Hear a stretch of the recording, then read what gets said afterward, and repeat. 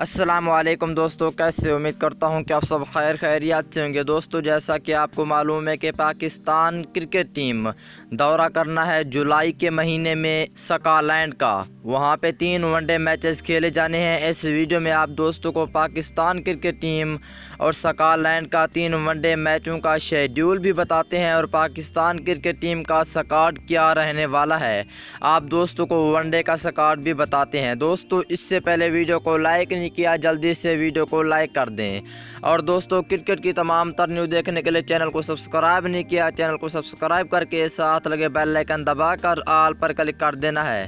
تو دوستو بغیر کہ آپ کا قیمتی وقت ضائع کہ آپ کو تفصیلات سے آگاہ کرتے ہیں۔ دوستو یہ 3 ون ڈے میچ، پہلا ون ڈے میچ 5 جولائی اور دوسرا ون ڈے میچ 7 اور تیسرا 9 جولائی کو کھیلے جائیں گے۔ پاکستان کرکٹ ٹیم سکاٹلینڈ میں ٹور کرے گی۔ اب پاکستان کا سکواڈ بتا دیتے ہیں۔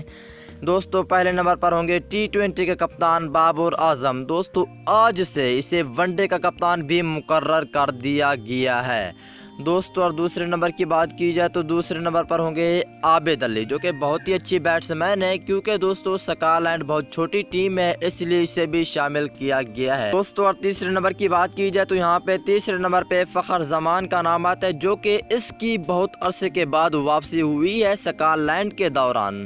دوستو چوتھے نمبر کی بات کی جائے تو یہاں پہ چوتھے نمبر پہ حیدر علی کا نام آتا ہے، جو کہ بہت ہی اچھے بیٹس مین ہے، اس کو آج کل بابر اعظم بھی کہا جانے لگا ہے۔